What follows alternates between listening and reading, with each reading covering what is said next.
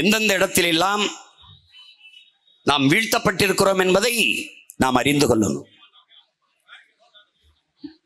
ஆழ்ந்து கவனியுங்கள். கல்வி என்பது மானுட உரிமை, கல்வி என்பது மாநில உரிமை. இந்த மாநில பட்டியலில் மாநில உரிமையாக இருந்த கல்வியை இந்திய ஒன்றிய அரசு பொது பட்டியலுக்கு தன்னகத்தை எடுத்துக்கொண்டு போய்விட்டது. எடுத்துக்கொண்டு போன போது அதிகாரத்தில் இருந்தது திமுக.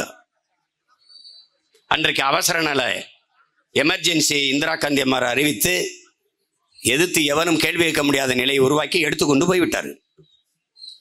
கல்வி மாநில உரிமை பறி கொடுத்தது இவர்கள், பறித்து கொண்டு போனது இவர்கள் கூட்டணியில் இருக்கிற அவர்கள். நன்கு கவனிக்கணும். இது உங்கள் பிள்ளைகள் எங்களை தவிர யாரும் உங்களுக்கு பேசுவார்கள்? மறந்து விடுவது மக்களின் இயல்பு, நினைவுபடுத்திக் கொண்டே இருப்பது போராளிகளின் கடமை. அதை தான் நாங்கள் செய்து கொண்டிருக்கிறோம். எடுத்துக்கொண்டு போனது யார்? காங்கிரஸ். இன்றைக்கு கல்வி மாநில பட்டியலுக்கு வர வேண்டும், கொண்டு வருவோம் என்று தேர்தல் அறிக்கையிலே அறிக்கை விடுகிறார்கள். எடுத்துக்கொண்டு போகும்போது என்ன செய்தீர்கள்? தடுக்க முடியல. ஏன்? தோற்று போனார்கள். அந்த இடத்திலே தோற்று போனார்கள் ஆட்சியாளர்கள். ஆனாலும் அடுத்த தேர்தலிலே வென்றார்கள். அவர்கள் வென்றார்கள், என் மக்கள் தோற்றார்கள். பள்ளிக்கூடங்களில் தான் அதிக வாக்ககம் இருக்கிறது, வாக்குச்சாவடி பூத்து. ஒருவன் எழுதுகிறான், இங்கே ஐஏஎஸ் உருவாக்க முடிஞ்சது, டாக்டர் உருவாக்க முடிஞ்சது, ஐபிஎஸ் உருவாக்க முடிஞ்சது, நீதிபதியை உருவாக்க முடிஞ்சது, வக்கீலை உருவாக்க முடிஞ்சது. ஆனால் ஒரு தலைவனை உருவாக்க முடியல. இந்த பள்ளிக்கூடத்தில் எல்லாத்தையும் உருவாக்க முடிஞ்சது, அந்த பள்ளிக்கூடத்துக்குள்ள ஒரு தலைவனை உருவாக்க முடியல. கடைசி வரைக்கும் திருடனை தான் தயாரிச்சு அனுப்பிக்கிட்டு இருக்கு அந்த பள்ளிக்கூடம். அங்கதான் ஓட்டு போடுறோம்.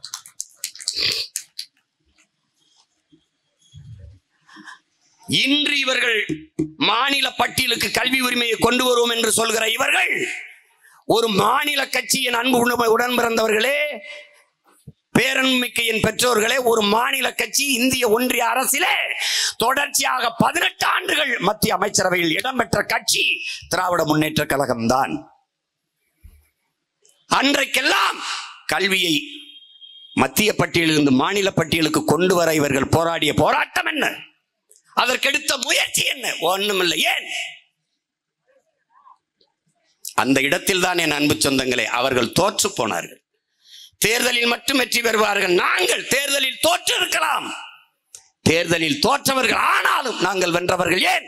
கொண்ட கொள்கையில் உறுதியாக இன்று வரை நின்றவர்கள். அதனால் நாங்களே வென்றவர்கள். என் தாய் நிலத்தில் நீதிமன்றத்திலே என் தாய்மொழியிலே வழக்காடுகிற உரிமை வேண்டும்.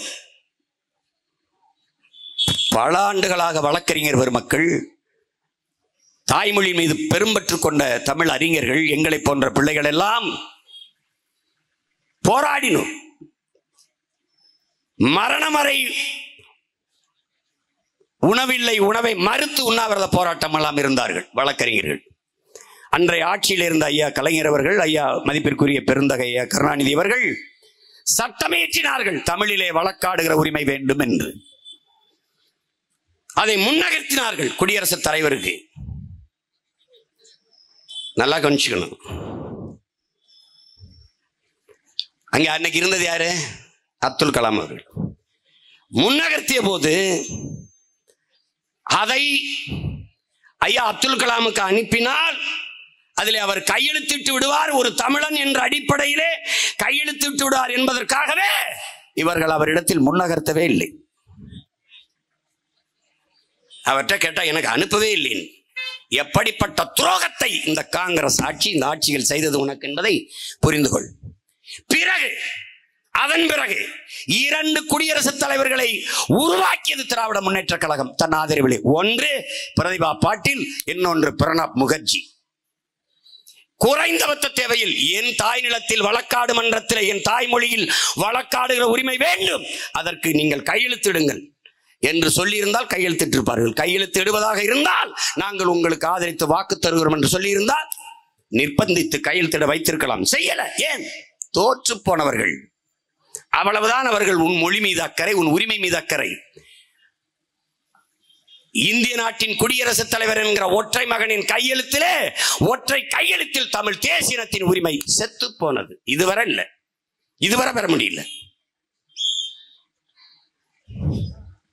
எப்படி? முல்லை பெரியாற்று அணை, அதுக்கு கீழே ஒரு பேபி அணைன்னு ஒன்று இருக்கு. தம்பி, ஆளை கவனிச்சுக்கணும் அந்த கருத்தை. பேபி அணைன்னு இருக்கு. அதுல இருந்து திறந்து விட்டு இந்த பேபி அணையில நீரை தேக்கி நம்ம எடுத்துக்கிறோம். அந்த பேபி அணை மண்மேடு செம்மிருச்சு, நிறைஞ்சிருச்சு. காரணம், அடர்த்தியான மரங்கள் இருக்கு. அந்த மரத்தை வெட்டிட்டு தூர்வாரி ஆழப்படுத்தினால்தான் அதிகப்படியான நீரை தேக்க முடியும், சேமிக்க முடியும். பல ஆண்டுகளாக தமிழ்நாடு இந்த மரத்தை வெட்டி தூர்வாரிக்கிறோம், ஆழப்படுத்திக்கிறோம்னு கேரள அரசுக்கு கோரிக்கை வைக்குது. அப்படி கேரள அரசு நீ பார்க்காத. தமிழ்நாட்டில் எந்த கட்சியோட கூட்டணி வைக்குது? ஒன்னு காங்கிரஸ், கம்யூனிஸ்ட். இந்த ரெண்டு கட்சி தான் மாறி மாறி கேரளாவா ஆளுது. இதை நல்லா நுட்பமா விளங்கணும். இப்போது கம்யூனிஸ்ட் ஆளுது, முன்னாடி கம்யூனிஸ்ட், அதுக்கு முன்னாடி காங்கிரஸ். இந்த பேபி அணையில் இருக்கிற மரங்களை வெட்டி நாங்கள் தூர்வாரி ஆழப்படுத்திக்கிறோம் என்கிற கோரிக்கையை தமிழ்நாடு அரசு கேரள அரசிற்கு எத்தனை ஆண்டுகளாக வைத்திருக்கும் என்று நீ நினைக்கிறாய்? 45 ஆண்டுகள். 45 ஆண்டுகளாக இந்த கோரிக்கையை வைக்கிறார்கள். வெட்ட அனுமதி தரவில்லை. இந்த முறை வெட்டி கொள்ளலாம் என்று ஐயா பினராயி விஜயன் கொடுத்தார். ஒருத்தர் வெட்டக்கூடாது என்று வழக்கு தொடுக்க உச்ச நீதிமன்றத்தில் அதே கேரள அரசு பதில் மணி தாக்கல் செய்து வெட்டக்கூடாது என்று. அறிவார்ந்த என் தம்பி தங்கைகளே, என் உயிருக்கு நீ என் உறவுகளே, உங்களிடத்தில் உங்கள் மகன் கேட்கிறேன். மரத்தை வெட்டக்கூடாது, சரி. ஆனால் அந்த மரத்தை வெட்டி நாங்கள் ஆழப்படுத்தினால் அதற்கு இணையான மரங்களை நாங்கள் நட்டு வளர்த்து விட முடியும். நட்டு வளர்த்து விட முடியும் என்கிற மரத்தையே வெட்ட அனுமதிக்காத நீ, எவனாலும் எந்த அதிகாரத்தாலும் எப்பவும் உருவாக்க முடியாத என் மேற்கு தொடர்ச்சி மலையை கேரளாவுக்கு, அதானியின் விளிங்க துறைமுகத்துக்கு 80 லட்சம் டன் என் மலையை வெட்டி எடுத்துட்டு போக எப்படி அனுமதித்தாய்? தோற்று போனீர்கள். அந்த இடத்திலே தோற்று போனீர்கள். மரத்தை வெட்ட அனுமதிக்காதவனுக்கு என் மலையை வெட்ட எப்படி அனுமதி கொடுத்தாய்? எப்படி கொடுத்தீர்கள்? மேற்கு தொடர்ச்சி மலை எங்கே தொடங்குகிறது? கேரளாவில். அவன் மலை அப்படியே இருக்கு. ஏன்? அவனுக்கு பெத்தவனே அப்பன், எனக்கு 60 ஆண்டுகளாக மத்தவனே அப்பன். அதான் பிரச்சனை. அவன் மலை பாதுகாப்பு, துறைமுகம் அவனுக்கு, பயன்பாடு அவனுக்கு. ஆனால் மலை களவு போவது என் மலை. ஒரு தடவை போய் கன்னியாகுமரியில பார். உன் மனது பதறிச்சுன்னா என் ரத்தம் ஓ ரத்தமும் ஒண்ணுன்னு அர்த்தம். அங்க நின்று உனக்கு கோவம் வந்துச்சுன்னா நீ நானும் உடன் பிறந்தவன் அர்த்தம். ஒண்ணு வரலைன்னா பெற்றவர் மேல் ஐயம், பிறப்பின் மேல் ஐயம்னு பாவலர் தாத்தா பெருஞ்சித்தனார் பாடின மாதிரி சந்தேகம் தான் பண்ணும். இவர்கள் தோற்று போனவர்களடா தம்பி, தோற்று போனவர்களடா தங்கச்சி. தேர்தலில் வாக்கை பெறுவார்கள் அல்ல, பெற மாட்டார்கள், வாங்குவார்கள். பர்ச்சேஸ். நாம் பெறுவோம், அவர்கள் வாங்குவார்கள். நாம் பெற்றிருக்கிற 36 லட்சம் வாக்குகளை பெறுவதற்கு அவர்கள் 200 கோடி 300 கோடி முதலீடு செஞ்சிருப்பார்கள். தெருக்கோடியில் நின்று இந்த பிள்ளைகள் இவ்வளவு பெரிய வாக்கை பெற்றிருக்கிறோம் என்றால் முத நாள் சின்னம் மைக்கு சின்னம்.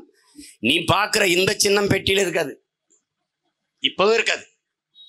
அதுல நிறைய பொத்தானை வச்சு பார்க்கும்போது சீப்பு இருக்குல்ல, அது மாதிரி இருக்கும். எந்தெந்த வழியில் என்னை சிதைக்க முடியும், நசுக்க முடியும், ஒடுக்க முடியும் என்று. நீ என்ன மடக்கி ஒடுக்கி வைக்கிறதுக்கு நான் கொடைன்னு நினைச்சிய?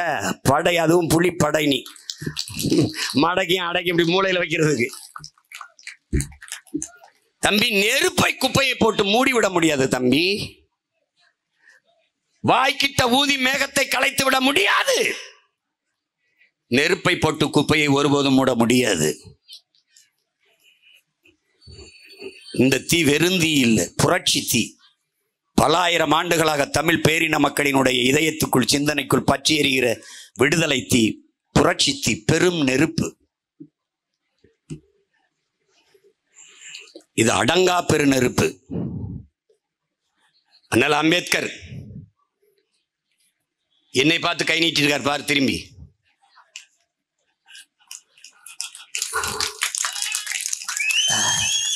என்ன சொல்றாரு? இவன் தான்டா, இவனை பிடிச்சுக்க, இவன் தான், இவனை பிடிச்சுக்கங்கிறாரு.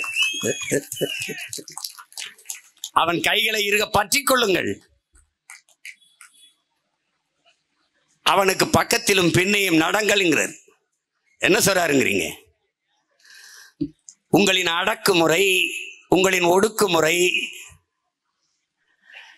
எங்களை ஆவேசப்படுத்தும், அரசியல் படுத்துமே ஒழிய ஒருபோதும் அச்சப்படுத்தாதுங்கிறார்.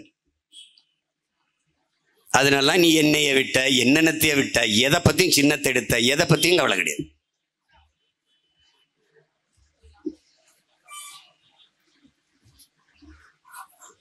நீ ஒண்ணு ஒண்ணா பாரு, எந்த இடத்தில் இவர்கள் சரியாக நின்றிருக்கிறார்கள் என்று பாரு.